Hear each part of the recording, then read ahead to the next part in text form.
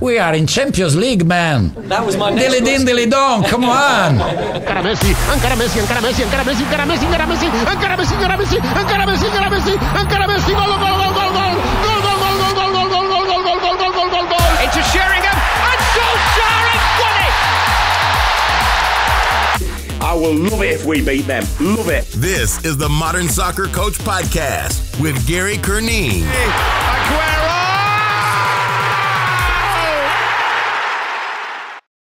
Hello, welcome to the Modern Soccer Coach Podcast. My name is Gary Curneen. This is number 14 in the culture series that we are doing alongside World Strides Excel. World Strides Excel are the industry leader in international soccer tours with over 15 years experience delivering tours for a wide range of clientele. Very simple, you pick the country or countries and their experts will customise a trip that includes competitive matches, training sessions with international coaches, tickets to professional games, sightseeing and more. World Strides also offers a high level of quality support, including financial assistance, liability coverage and hassle-free travel. So really appreciate World Strides for joining us in this culture series. And coming up on this one is Jess Ibrom. He is a coach with phenomenal level of insight into working with different cultures.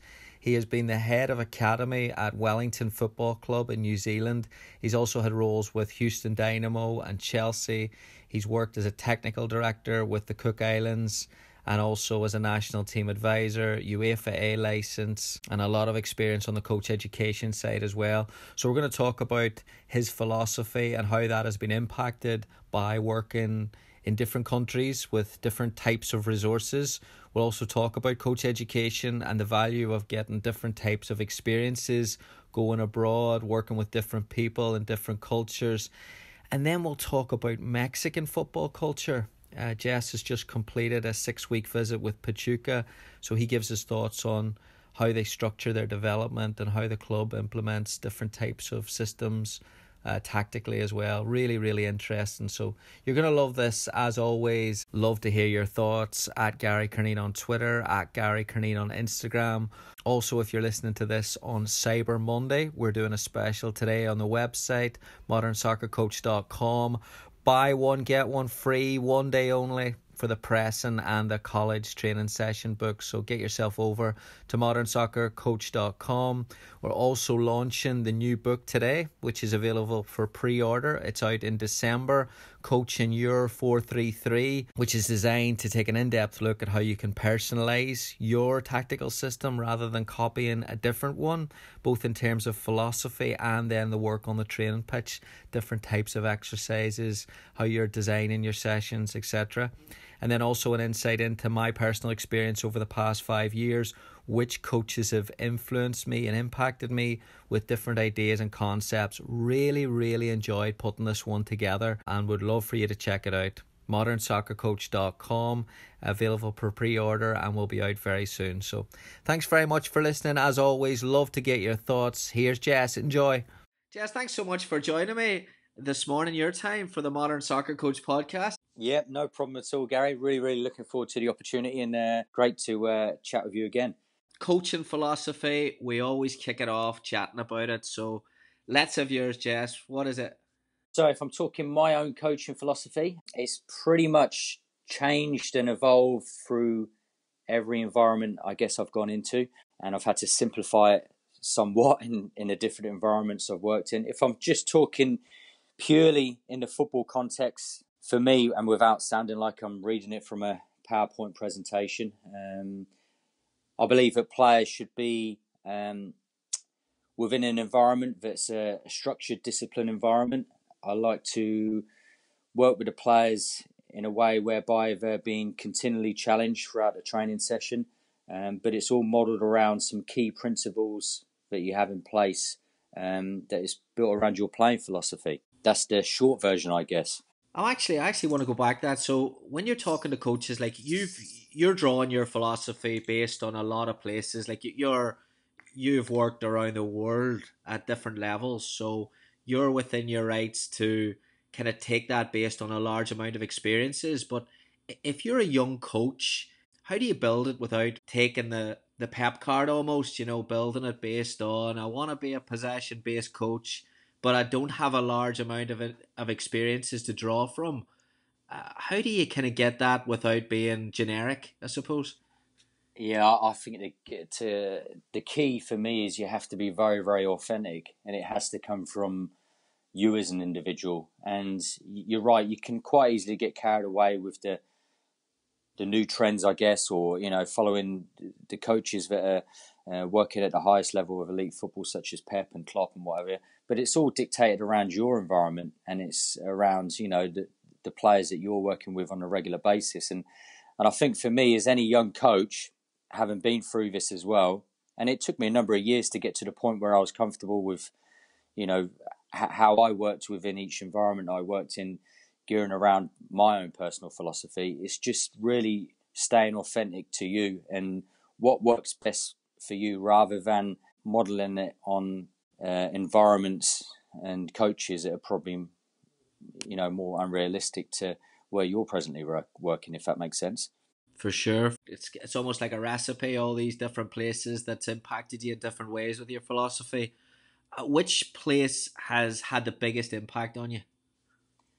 Again, like yourself, Gary, every environment you go into is completely different. I'd say I got a very good foundation when I was in England, and every environment you work in is, you look to gain different elements. I'd say for me, it was actually New Zealand. And although New Zealand doesn't sound like a strong football cultured country, even though it's made fantastic strides in recent years, that's probably where I really, really developed a real strong philosophy around the game. And I was just exposed to a different way with which to see the game, develop players, but working off one key philosophy. And I was very fortunate. I worked with someone who is actually acted as quite a strong mentor, and he still does to this day, a Brazilian guy, and he influenced me the most with this. And he just taught me in terms of just seeing the game in a completely different way that I didn't see previously, really. That culture piece going on with the journey, the pathway, I think coaches today would laugh at a young player who said that I want to play at a lower level, get some experience, then move up, and then eventually play in the Premier League. Like, you would just say, oh, what? That's just not realistic. But as coaches, we sometimes have that. Like young coaches today, you almost see this like, oh, I want to get at the professional level within 7 or 8 years. I hear that a lot today. How much of your journey as a coach that has worked around the world at a number of levels, how much of your journey has been planned, and how much of it has been, well, this happened and didn't see that, and then took that opportunity or that risk, or what's the balance between that? I guess in this industry, it's all about timing, really. And although I do have this has changed quite a lot in recent years for me, because I do believe that coaches should. It's one of the best bits of advice I was given was from Dick Bate, who unfortunately just recently passed away, and he really, really hit home on the fact that to know yourself, you really need to know which direction you're going to be moving in. Now that can change at any point, but it's almost having a coach pathway in place, whether it's a year, 3 years, 5 years, 10 years. And we've all got aspirations as coaches, but I guess for me, a lot of my opportunities have come out of the blue. And although when I moved back to England, I was in the US, as you know, for a few years, and then I went back to the UK.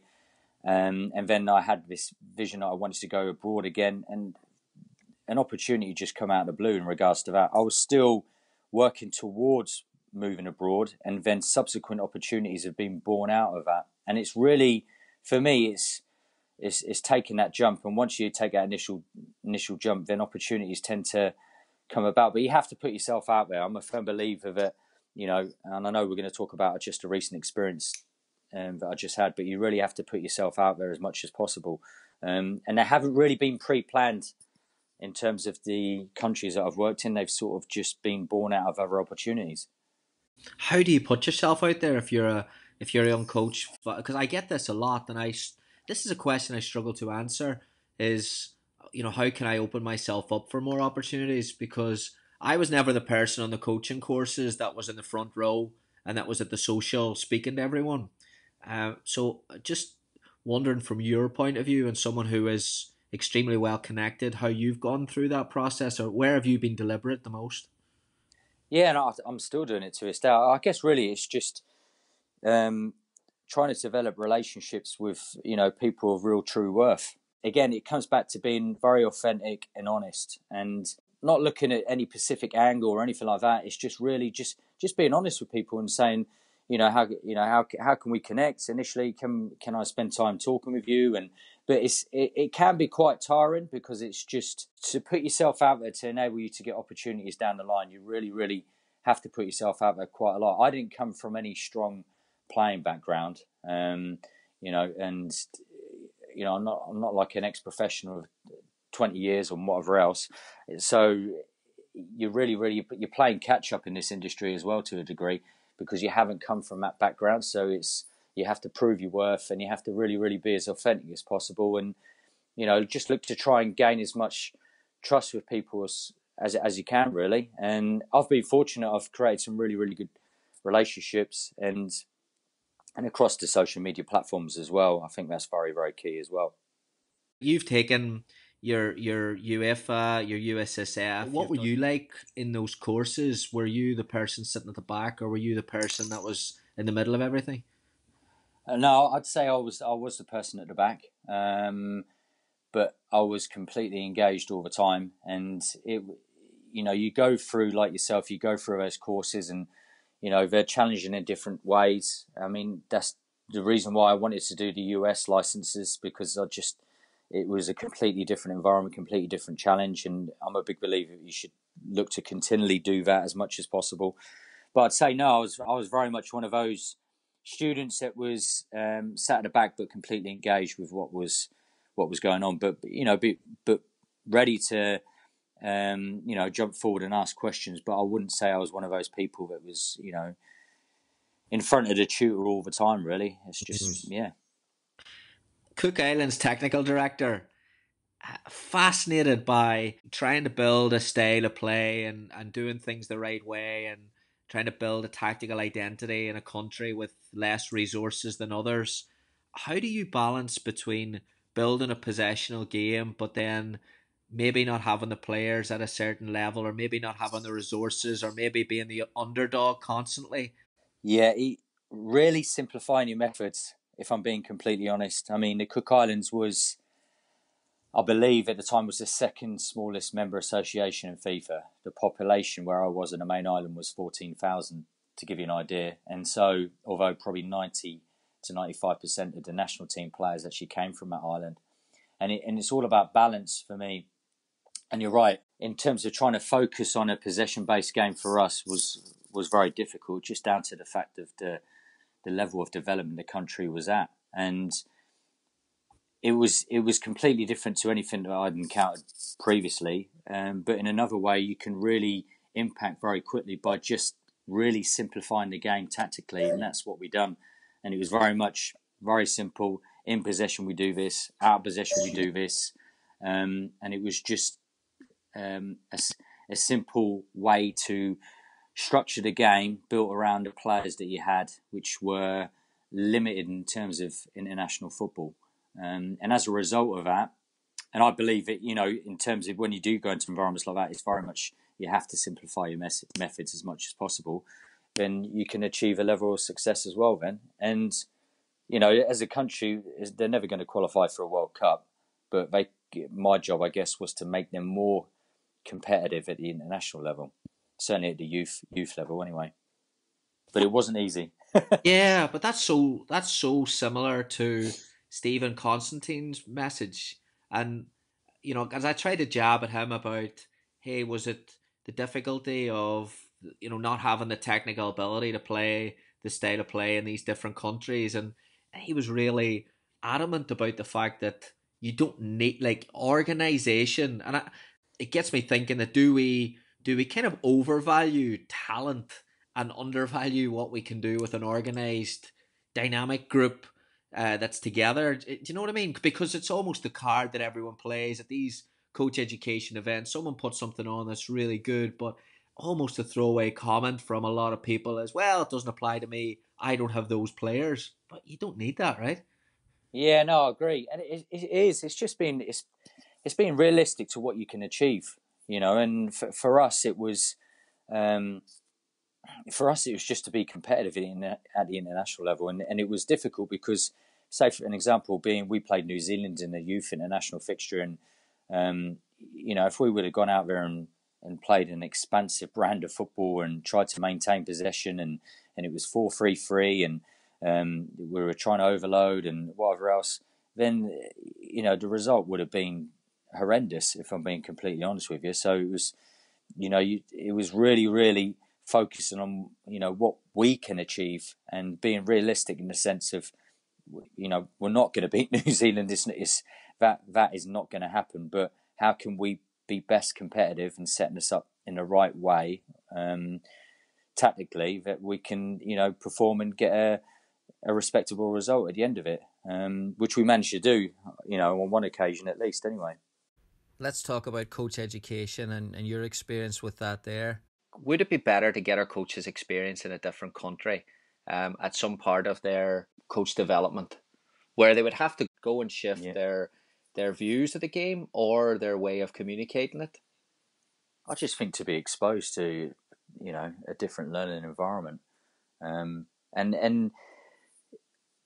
you know, if I'm looking from the outside, looking in at the moment, you know, I believe that, you know, MLS Academy directors, they do get exposure. I think they go to the French Football Federation, but that's obviously a small amount of coaches that are going overseas. But also, it's difficult because I think that in the US, there's so many clubs, there's so many different levels working in so many different directions and in so many different ways, you know. And there's some really, really big clubs that are probably bigger than, you know, MLS academies, which there is.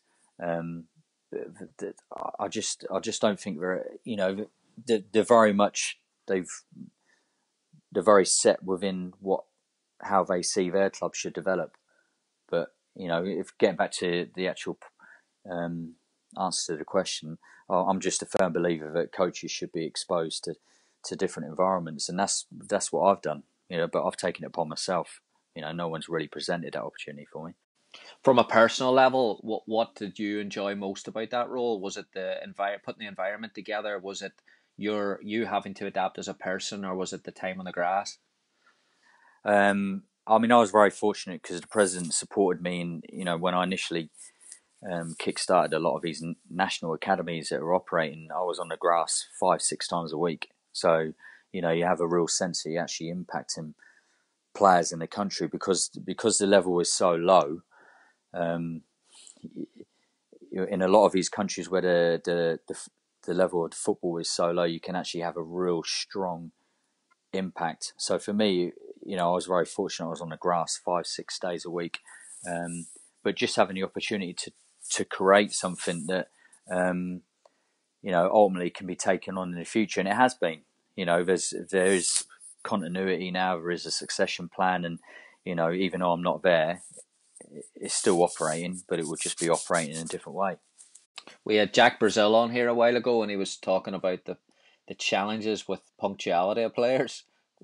I heard his podcast. Yeah, I can relate. I mean, how did you deal with that, or how do you deal with that? I'm just, I would really struggle with that. It's interesting because, again, you come from an environment, and you know, an elite football environment, like when I was at Wellington Phoenix, and it was, you know, players are there early. You know, players are there, you know, 30-40 minutes before the session starts anyway, so they're ready to go. But then you go to a different environment, and again, you know, I encountered exactly the same. You know, training might be at 4:30, but then players, you know, will sporadically be getting there at different points. You know, it could be 4:20, 4:30, 4:40, and I really had to adapt. But I would say that I adapted, but didn't really. I wasn't comfortable in really letting go of my the structure of how I was going to run the session. So for me, example being, if 4:30 was the session time that the session was going to start, I'd start at 4:30, whether it was 2 players or 12 players. And it was interesting. And again, I can only talk of my experience. I know it's different in every culture and country, but as time went on, players actually brought into that. And, you know, I remember just, you know, my last few sessions, it would be 4:32, 4:34, and I had 16, 18 players that were all ready to train it. But that was because it was created, but you have to create it in the right way, rather than a real regimented disciplinarian and saying, right, this is it, boom. It was just a very subtle, and it was interesting because players would recognise, and I'm a firm believer, if players are not actively involved in the session, but they see that the session is just starting or just about to start, then, you know, they want to be in the session. They want to be part of it. Yeah, it's probably going to be, if they see a boring, mundane warm-up every day, they're probably going to be late for that, aren't they? Correct, yeah. I know I would be. I agree with you there, yeah. But it's you just got to adapt. It was frustrating, I have to admit, the first few months, because you're having to adapt, and you're like, wow, this is different. But I say that, you know, once you go over the hump, and you go over the hump, and then there's a moment of sanity, and then you realise that, yep, this is just the way with which it is in this country. You know, it's going to be different somewhere else. So I have to adapt, but really making sure I can still make sure that I want the players to get out of what I want them to get out of it for that session. I would imagine a challenge with them be, once you get that role, would be help. Obviously, you don't have a budget to get 5-6 different coaches in around the world, so you would have to draw from a pool that wouldn't be that big. Is it hard to get to kind of differentiate between someone who's got a good heart and not a very good coach, or someone who's a good coach and then not reliable, and how do you manage that? Yeah, I just go back to the latter, really, is in terms of just reliability, because the culture was the way in which it was. I mean, you're living on an island in the middle of the Pacific. You know, it's paradise, to be honest. And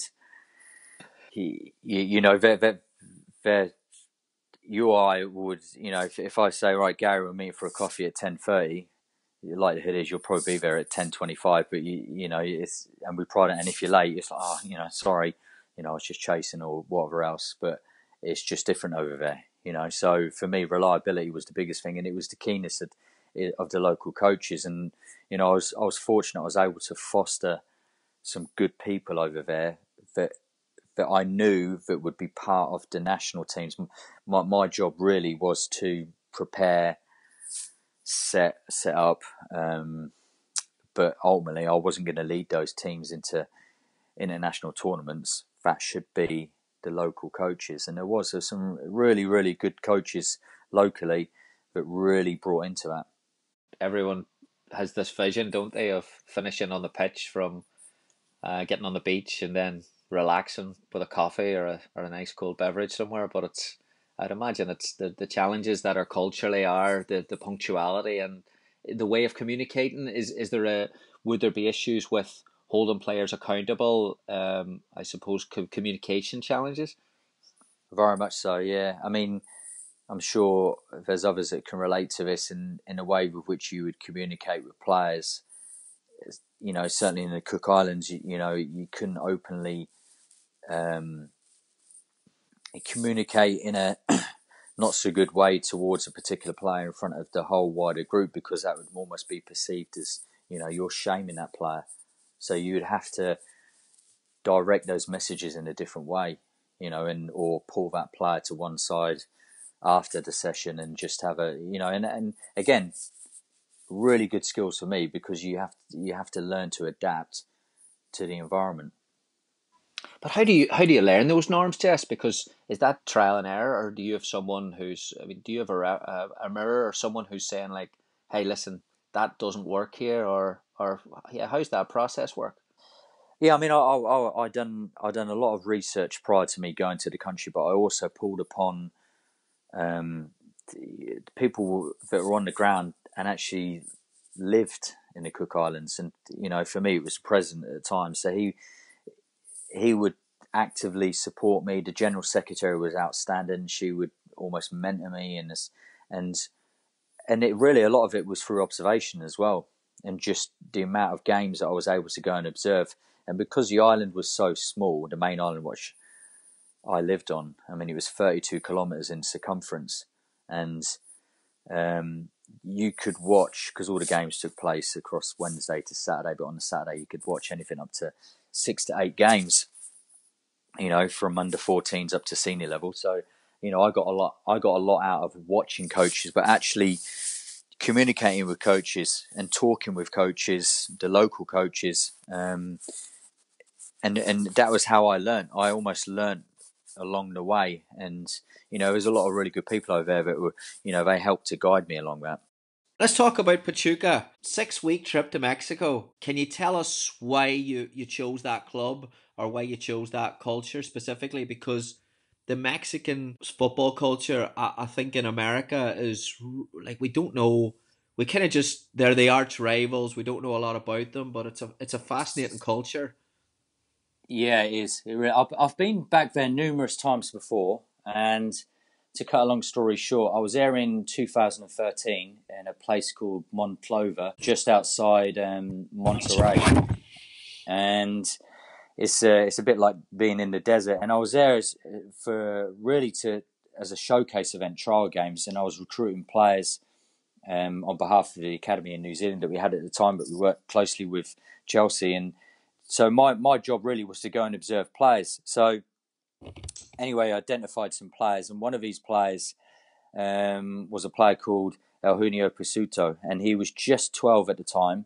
And off of that trip, him and his brother as well, actually, we recruited those players to New Zealand, and then we moved the academy, which subsequently became the Wellington Phoenix Football Academy in Wellington, New Zealand. And so he spent a good amount of time with us within the academy, and then he came back to Pachuca, and now he's under 17 national team captain as well. So there's a connection there, but also I've always done a lot of research around not just Mexican clubs, but clubs around the world. And Pachuca has always been a club that has always done a really good job in terms of elite youth development. I think, you know, and don't hold me to this, but they've made over $100 million in the last 5 years or whatever, just in moving players onto Europe. They have a very, very unique model around the club. They don't predominantly sell their best young talent to Mexican clubs because that would drive up their competition. So they end up selling them to clubs in Europe if they can.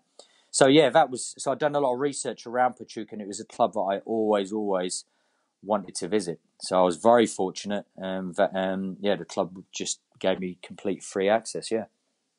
Yeah, obviously followed it, and with great envy, looking at following your day-to-day picks. Obviously there's some food picks. I was like, God, I'd even just love there to go there on holidays. But yeah, I said Pachuca, we talked on text. Pachuca came and visited Bakersfield last year. You mentioned it. There's a Dutch influence there, right? There is. You've done your research, Gary. Yeah. There was a guy, Hans Westerhoff, who's got a very strong reputation in not just Pachuca, but Mexico as well. I think he's managed Chivas Guadalajara as well a few years ago. So the actual game model within the academy is all built around his and the Dutch system philosophy. And this is something that they've held very closely for a number of years. And his son actually has been within the academy for a number of years, and he's head coach under 17s as well. And there's we joked about it, but it's a bit of a UN coaching staff, because there's head of recruitment and scouting is from Belgium. There's coaches from Chile, from Argentina, Colombia. So it's quite a spread out mix of different coaches, but it works very, very well. So for someone who has obviously seen the lavish lifestyle in academy systems in England, how do they manage motivation, or how does it aesthetically look compared to the beautiful multi-million-dollar arenas that young kids are now going into over there? It's funny, I got asked that question a lot by the coaches within the academy, and I was fortunate the head of youth, who's actually from Boca Juniors, Alfredo Altoeri, he asked me to present to all the academy staff, and that was actually one of the questions that they really wanted to know. And And it's funny, Gary. I mean, like yourself, and as coaches, we get the opportunity, very fortunately, to travel to different professional clubs around the world, and the facilities there are incredible, and everything is completely holistically combined. They have close to 200 players on one central hub university site, so they're completely immersed in football, education. They have a hospital on site, full rehab facilities. You name it, they've got it. The women's setup is incredible. They have their own standalone facility, brand new.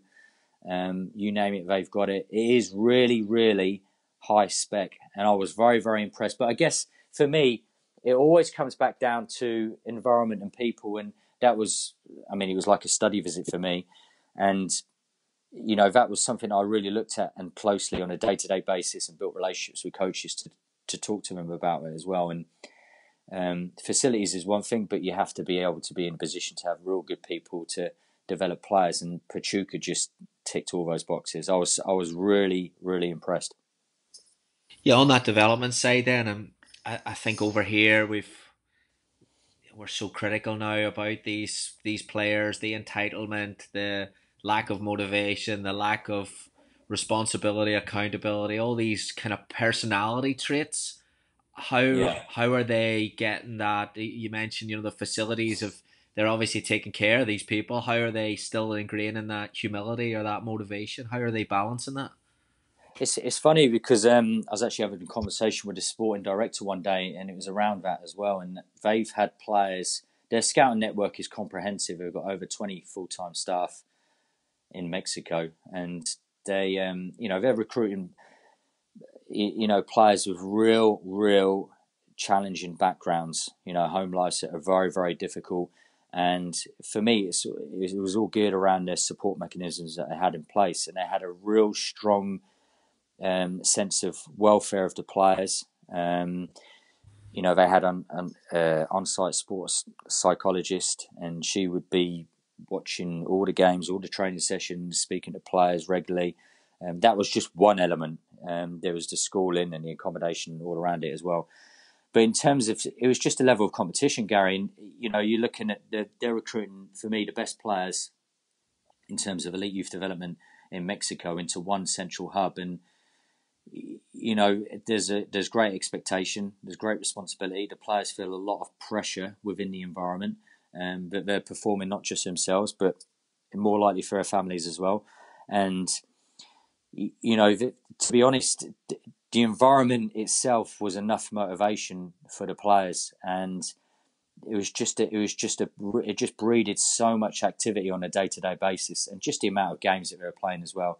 They're playing anything up to 50, 60 games, and also, I guess the biggest thing for me, you talk about motivation, and this is something I noticed on day 2 when I was in the club, because the first team, and this is quite rare as well, I know it happens in some clubs around the world, but the first team are completely running in unison with the other academy squads, and they're walking through the same facilities. They're walking past these players that have played in 2-3 World Cups. They play for Mexico, Chile, Argentina, Uruguay, and academy players are walking past these players, and they're having conversations. And I said to the club, I said, you can't take examples like that for granted, because that's very, very unique in that, you've got these young aspiring academy players, and they're literally seeing their idols on a day-to-day basis. And it was really, really powerful. And just the fact that with the amount of teams that had operating, and they own clubs in Chile and Argentina as well, there was just a continuing vacuum of players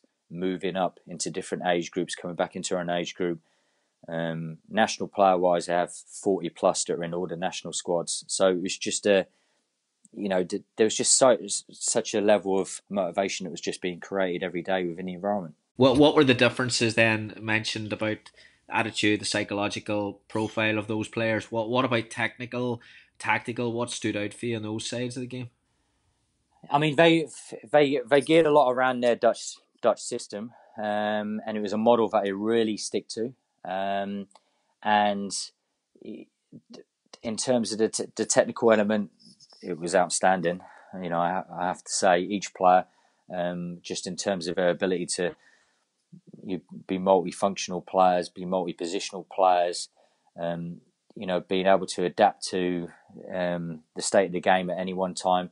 The technical ability was just outstanding, but everything that they're doing in the younger age groups is geared around that as well. And then just in terms of just a tactical game understanding, they just have a set philosophy that just is a clear line all the way through the club to the first team. And even with new first team coaches that have come into the club, even this new coach who was actually Rafa Benitez's assistant coach for about 11 years, and he wasn't in a position to bring in 5, 6, 7 staff. He was only able to bring himself, an assistant, and maybe one other staff, because the club know that ultimately, long term, as much as you'd like to think that first team coach is going to be there a number of years, the likelihood of that is quite small. So they always had a set game model and philosophy that just went all the way through the club, so that everyone was aware, from the under 9s, 10s, 11s, 12s, 13s. Yeah, just like a typical academy system. But again, not every academy works like that. You mentioned the coaching staff then. I mean, is that, I suppose, that game model being presented? Is it 4-3-3? What way does the system move, I suppose? Very, very dynamic. Predominantly they'll play with a 4, and then usually they'll play with a 2 in front. They usually play a high 9, and then they'll play a 3 just underneath. And yeah, it will just be a system that it will stay the same to a degree, and they might play 1 in front and then push another midfielder high, but predominantly they just stick with the same sort of 2 to 3 different ways of which they play. And I looked upon it and I almost felt like, because one of the questions they asked me was, what do you think of this? How does it compare to other, elite academies and what have you? And I guess for me, although you can't pull away from the fact it is development, a lot of it is development, but, are they still competing, and are they still, getting results at the academy level? And they are. I mean, their under 15s are the top of their league. The other academy teams are, the under 17s are like 3rd in the league. So if it wasn't the fact that they were competitive and achieving results, then you'd probably have to question it. But certainly it's something that works very, very well for them. The Mexican game, I'm going to throw a massive generalization here, so correct me and disagree with me. Go for it. It can be really, really slow at times, which allows to get 10 players behind the ball and try to break that down. And has the game, that's the last time I've really watched Mexican league football, in terms of the first league and describing the elite game over there. How did you view that? It's right, Gary. I guess for me, that's one of the things I actually analysed quite a lot when I had the opportunity. I mean, it's just a football culture country. So, I mean, I don't even know how many live games I watched in that 6 months. It was, I don't know, maybe close to 35, 40 games. And it's funny in that there is elements within the game at the professional level where it just, it slows down. But then I'd just say in terms of, I was so impressed in terms of the standard and structure of the league, in terms of the technical element, the tactical element. I thought it was very, very, very high. And the fact that at times when they do slow the game down, but in other times when they do speed the game up and they break into the final third and they overload and whatever else, they don't break. I mean, they break, and they break at speed. And I actually took in a lot of the female games as well, because it's quite a fledgling league. I think it's only in year 2 professionally, and it's marketed very, very well. They have a game pretty much every night on TV. All the women's games are live on TV. And, I had the ability to watch the women's game and be around the women's setup as well, which I really enjoyed. And because it's a really, really focused club around the development of players. And I'd just say within the women's, if I'm, giving some idea around that, because it's such a young fledgling, it was just the athletic ability that they perhaps needed to enhance. I know, obviously, you're in the US, and the game is completely different. The speed of the game and the athleticness of the players that play at that level is outstanding. And that was just an element that they probably need to improve upon. So visually, on the eye, it might look like a slow game, but certainly when you're watching it live, it just feels almost completely different. And definitely watching the men's, it was very, very good standard. Very good standard. I was very impressed. The add-ons, I mean, what's their take on sports science in comparison? Because we seem mesmerised by sports science at the minute over here, and analysis technology is growing at a phenomenal rate. Is it something that they see value in as well? Oh, very much so, yeah. I mean, I spent some time with the head of sports science, and he was a guy that was at their club in Chile, and they monitor everything. Everything is, as one of my questions really, just I was of interest really from my experience and where I've worked, and they work things to a very, very high standard in terms of sports science, the management of the players daily. Everything is geared around the actual individual in the team, and it's very, very well managed. And the coaches, because they're so experienced, because they've been in the environment for a long time, they just do it. And they do it without even know that they're doing it, I guess. And that comes through experience and just the management of the training sessions. And by about week 2, it was so evident that you could just tell in terms of, right, this is a deload session, or this is a session where you're going to, really hit on the volume quite high.